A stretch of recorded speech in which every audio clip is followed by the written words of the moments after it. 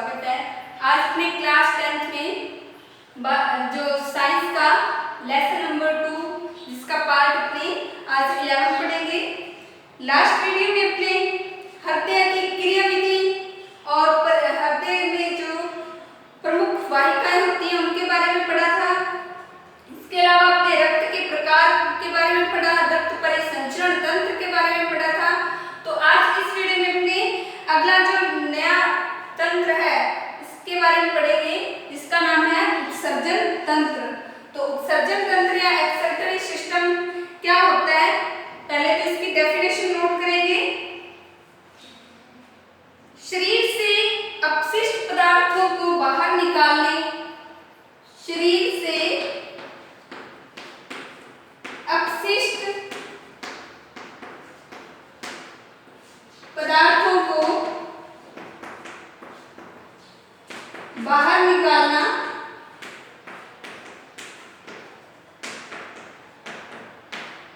शरीर से अपशिष्ट पदार्थों को बाहर निकालना उत्सर्जन कहलाता है तथा इसमें विभिन्न अंग मिलकर एक तंत्र बनाते हैं। विभिन्न अंग मिलकर एक तंत्र बनाते हैं जिसे क्या कहते हैं, जिसे उत्सर्जन तंत्र कहते हैं। तो ये आपने उत्सर्जन और उत्सर्जन तंत्र की डेफिनेशन नोट करनी है।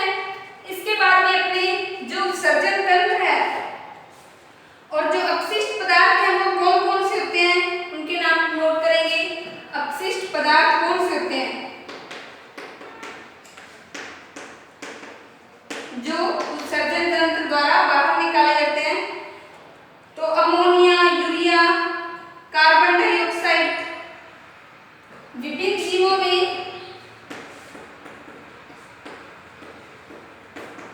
अनेक प्रकार के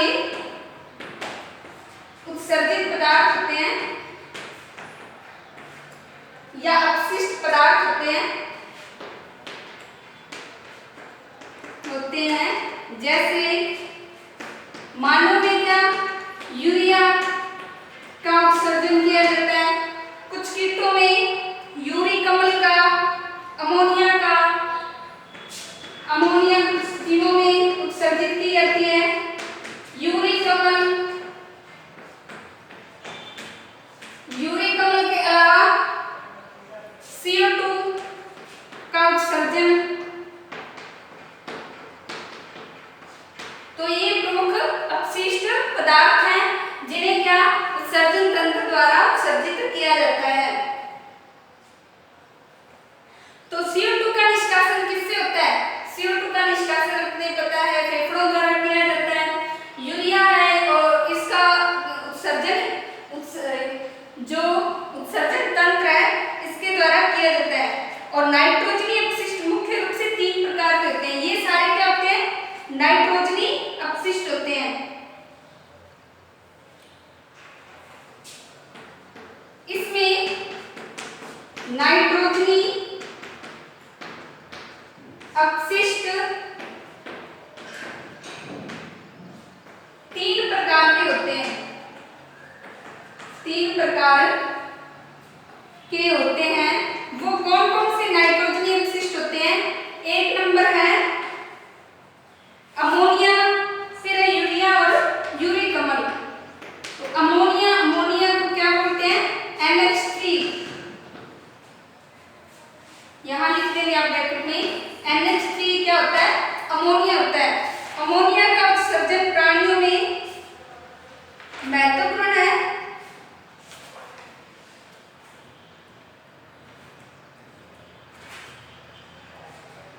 यह मछलियों, उभयचर और जलीय कीटों द्वारा इसका उत्सर्जन किया जाता है। अमोनिया का उत्सर्जन मछलियों, कीटों, कुछ मछलियां और उभयचर जंतु, उभयचर जंतु होते हैं जो क्या करते हैं, अमोनिया का उत्सर्जन करते हैं।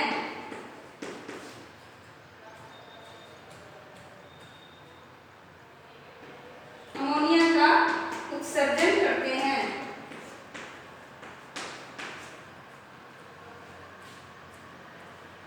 तो ये इन्हें क्या अत्यधिक जल की आवश्यकता होती है, इसमें क्या अधिक जल की आवश्यकता होती है, इसमें अधिक जल की आवश्यकता होती है। इस कारण ये जलीय कीट होते हैं वही अमोनिया का उत्सर्जन करते हैं, आवश्यकता होती है। तो ये प्राणी अमोनिया उत्सर्ग प्राणी कहलाते हैं। इसके बाद में यूरिया, यूरिया का उत्सर्जन मानव द्वारा किया जाता है, तो उसके बारे में अपने नोट करते हैं। दूसरा मुख्य उत्सर्जित पदार्थ कौन सा है, यूरिया।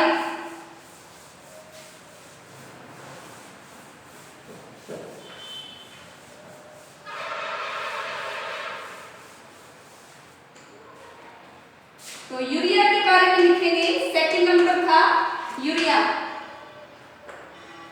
यूरिया का उत्सर्जन स्तनधारी और समुद्री मछलियां करती हैं। यूरिया का उत्सर्जन कौन, यूरिया का उत्सर्जन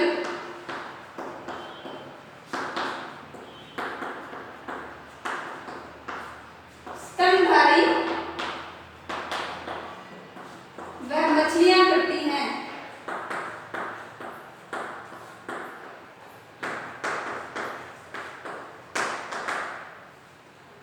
तो यूरिया का उत्सर्जन स्तनधारी और मछलियों द्वारा किया जाता है। इन्हें क्या यूरियोटेलिक प्राणी कहा जाता है। इन प्राणियों को यूरियोटेलिक प्राणी कहा जाता है, यूरियोटेलिक प्राणी कहते हैं। तो जो यूरिया का उत्सर्जन करते हैं यूरियोटेलिक प्राणी कहा जाता है। फिर थर्ड नंबर किसका उत्सर्जन, यूरी कमल का। तो कुछ जंतु हैं वो नाइट्रोजनी अपशिष्ट का उत्सर्जन यूरी कमल के रूप में करते हैं। तो ये पक्षियों, सरीसृपों, कीटों आदि में, पक्षी या पक्षियों, सरीसृपों, कीटों में अमोनिया को किसमें बदल दिया जाता है, अमोनिया को यूरी कमल में बदलकर उत्सर्जन किया जाता है।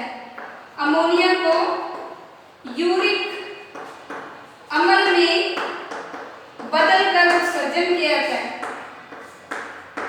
बदलकर उत्सर्जन किया जाता है। इन प्राणियों को यूरिकोटेलिक प्राणी कहा जाता है।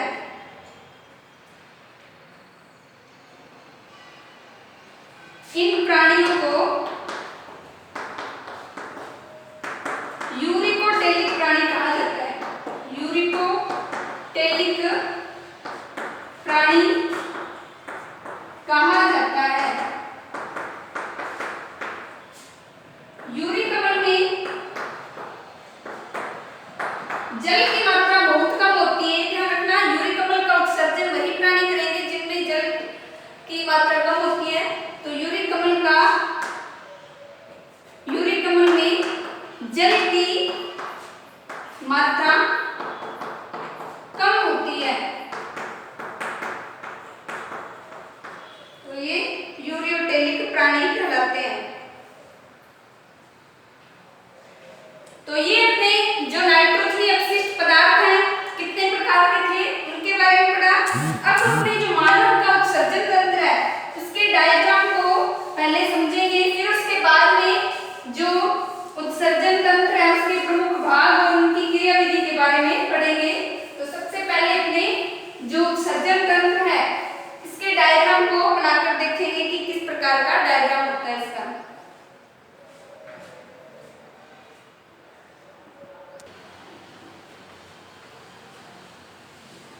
तो अब अपने जो मानव उत्सर्जन तंत्र है, इस मानव डायग्राम बनाकर इसे समझते हैं कि किस प्रकार का तंत्र होता है। तो आपने पहले बुक में या लास्ट छोटी कक्षाओं में उत्सर्जन तंत्र के बारे में पढ़ा होगा, तो आज अपने इसमें डायग्राम द्वारा समझते हैं। तो मानव उत्सर्जन तंत्र इस प्रकार से दिखाई देता है, जिसमें दो सेम के आकार की किडनी या वृक्क होते हैं, सेम के बीज होते हैं, उस तरह के ये किडनी या वृक्क दिखाई देते हैं। तो अपने पहले इसे नामांकित करते हैं। इधर वाला भाग है, ये कौन सा आपका दायां वृक्क कहलाएगा, तो इसका नाम नोट करना है आपने, दायां वृक्क। और ये वाला भाग बायां वृक्क, दायां वृक्क और बायां वृक्क कहलाता है। इसमें से एक महाधमनी, ये वाली जो भाग है ये कौन सा, महाधमनी।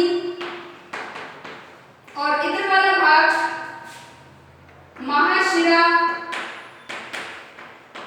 शुद्ध ब्लड को लेकर महाधमनी आई, और जो महाशिरा वो इसमें से क्या, दोनों में से अशुद्ध रुधिर को इकट्ठा करेगी महाशिरी। महाशिरा इधर से भी ये जुड़ी रहती है, यानी यहाँ से महाशिरा के ये दो भाग निकले, एक इस किडनी से गया और एक इस किडनी से जुड़ा रहता है। अब ये अशुद्धियों को, अशुद्ध रक्त को साफ करने के लिए आगे लेकर जाती है। इसमें क्या आगे और भाग बटे रहते हैं जो क्या रक्त को छानने का कार्य करते हैं, जिन्हें ग्लोमेरुलस निस्यंदक बोलते हैं, तो उनके बारे में अपने आगे पढ़ेंगे। इसके अलावा इसमें और कौन से भाग होते हैं,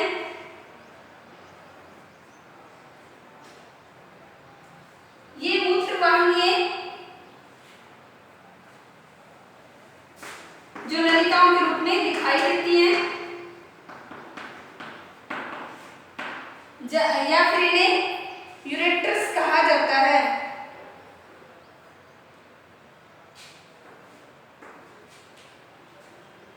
फिर इसके बाद में जहां पर यूरिन का संग्रहण करके रखा जाता है उसे क्या कहा जाता है, मूत्राशय या ब्लैडर्स बोला जाता है।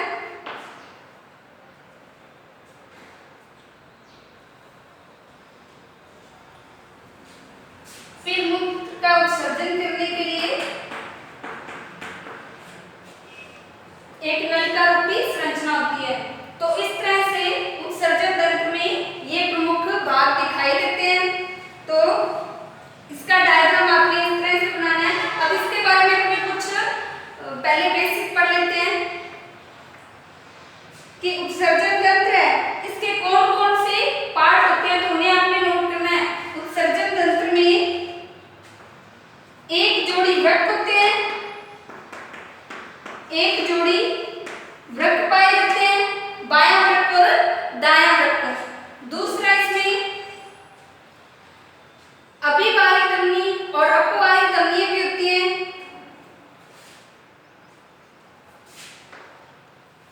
दूसरा भाग कौन सा इसमें,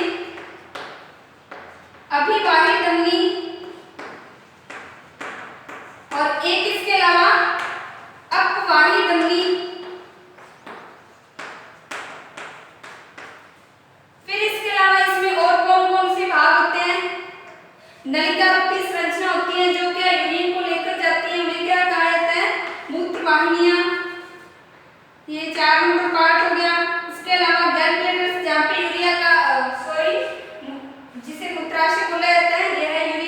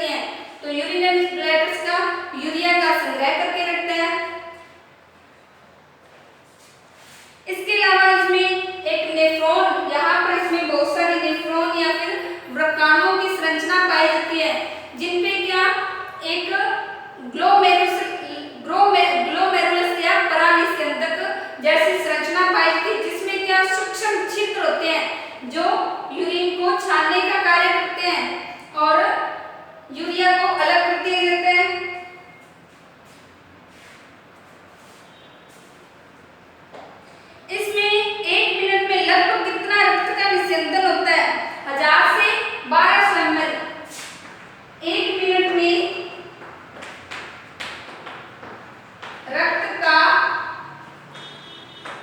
निस्यंदन कितना होता है? 1000 से 1200 ml तक होता है।